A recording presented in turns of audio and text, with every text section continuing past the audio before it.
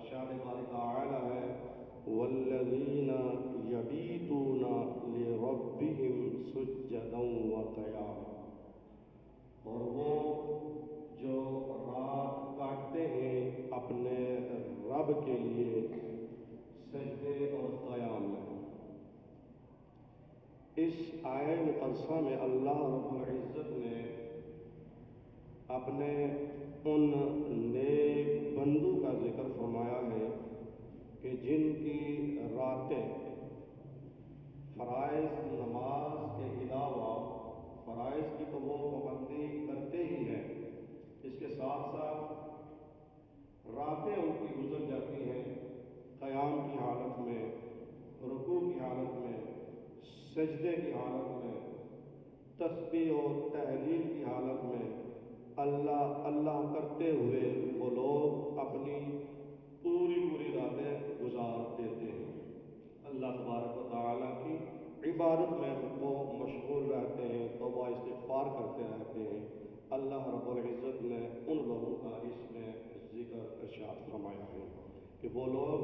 جو راتیں گزار دیتے ہیں اپنے رب کے لیے، رکوع کرتے ہوئے، سجود کرتے ہوئے، قیام کرتے ہوئے، ان لوگوں کی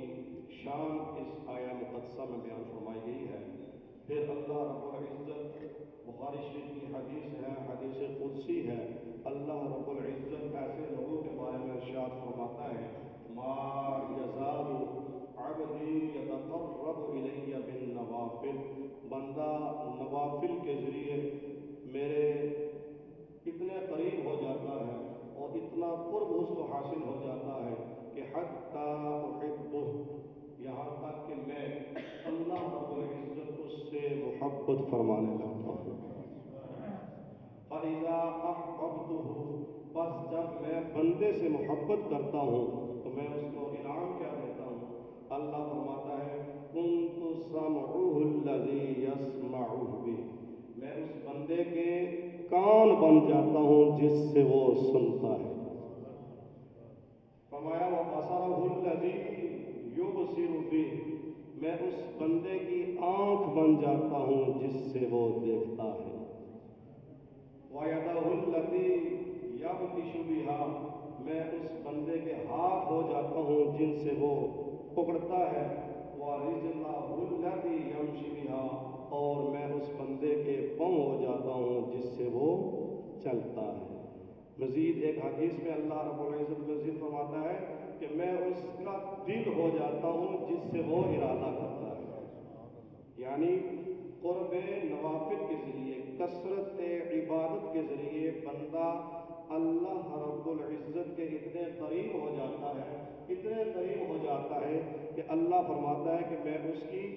آنکھ بن جاتا ہوں جس سے وہ دیکھتا ہے، میں اس کے کان بن جاتا ہوں جن سے وہ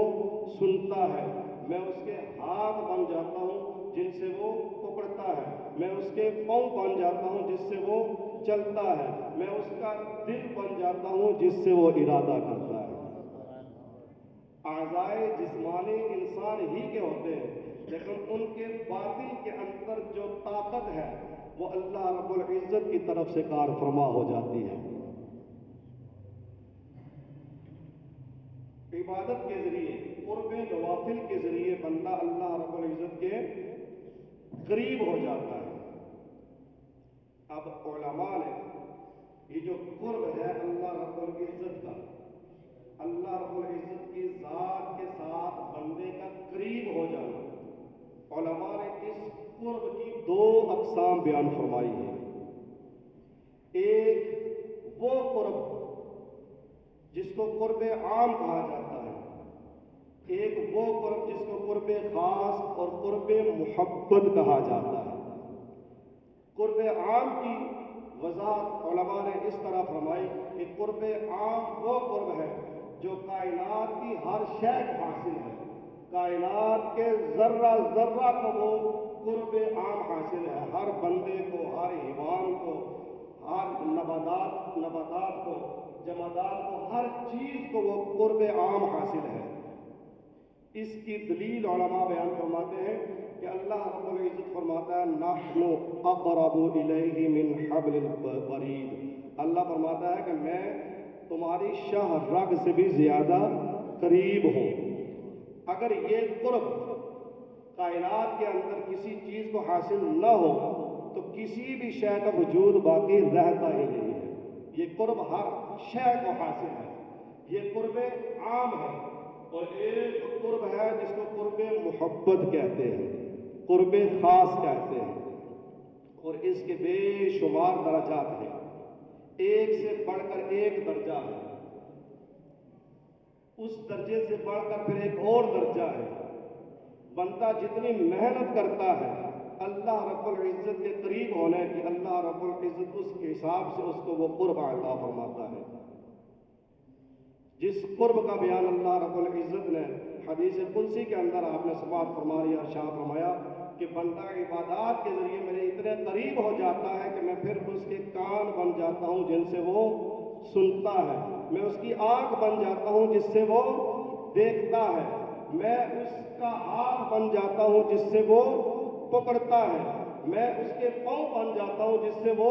چلتا ہے، میں اس کا دل بن جاتا ہوں جس سے وہ ارادہ کرتا ہے۔ یہ قرب خاص ہے، یہ قرب محبت ہے،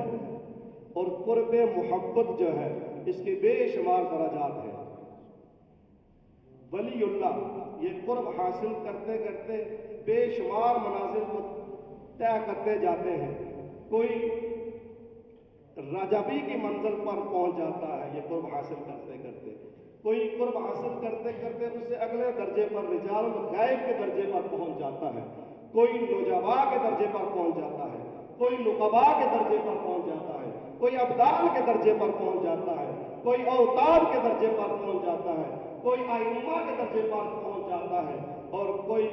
ابدال کے درجے پر، کوئی قطب کے درجے پر، اور کوئی غوث کے درجے پر پہنچ جاتا ہے۔ یہ درجات ہیں قرب محبت کے۔ اب قرب محبت کے بارے میں اللہ رب العزت قرآن کریم میں فرماتا ہے یحبہم ویحبونہ، میں اپنے بندے سے محبت کرتا ہوں اور وہ مجھ سے محبت فرماتے ہیں، مجھ سے محبت کرتے ہیں۔ اب قرب محبت کی بھی آگے دو تقسیمیں ہو جاتی ہیں، دو قسمیں بن جاتی ہیں۔ ایک وہ قسم یحبہم، میں اپنے بندوں سے محبت کرتا ہوں، اور دوسری واپسی پہ بندے اللہ سے محبت کرتے ہیں۔ یعنی اس کی تقسیم اس طرح بنتی ہے، اولیاء کی تقسیم قرب محبت میں دو طرح کی جو بنتی ہے اس کو اگر یہ نام دیا جائے محبین اولیاء، یعنی وہ اولیاء جو اللہ سے محبت کرتے ہیں، دوسری قسم محبوبین اولیاء جن سے اللہ محبت کرتا ہے۔ تو وہ اس طرح یہ دو اقسام بنتی ہیں، محبین اولیاء اور محبوبین اولیاء، جس کو اللہ رب العزت نے قرآن پاک میں فرمایا یحبہم ویحبونہ، میں اپنے بندوں سے محبت کرتا ہوں، بندے مجھ سے محبت کرتے ہیں، محبین محبوبین۔ ایک تو وہ ہو گئے جن سے اللہ محبت کرتا ہے، اور دوسرے وہ ہو گئے جو اللہ سے محبت کرتے ہیں، جن کے بارے میں اللہ رب العزت نے قرآن کریم میں ارشاد فرمایا والذین آمنوا اشد حبا للہ، وہ لوگ جو اللہ سے شدید ترین محبت کرتے ہیں۔ یہ محبین اولیاء کا اللہ رب العزت نے ذکر کیا ہے، ان کی شان پر بیان فرمائی ہے والذین آمنوا اشد حبا للہ، وہ لوگ جو ایمان لائے اور وہ اللہ سے شدید ترین محبت کرتے ہیں۔ یہ محبوبین محبین اولیاء کی شان ہے، اور جو محبوبین اولیاء ہیں جن سے اللہ محبت فرماتا ہے ان کے بارے میں اللہ فرماتا ہے کہ پھر وہ میرے اتنے قریب ہو جاتے ہیں، میرے اتنے قریب ہو جاتے ہیں کہ میں پھر ان کے اعضائے جسمانی بن جاتا ہوں، اور باطن میں میری طاقت کا اثار فرما ہوتی ہے۔ اعضاء بندے کے ہی ہوتے ہیں لیکن ان کے اندر جو قوت ہوتی ہے، جو طاقت ہوتی ہے وہ میری ہی ہوتی ہے۔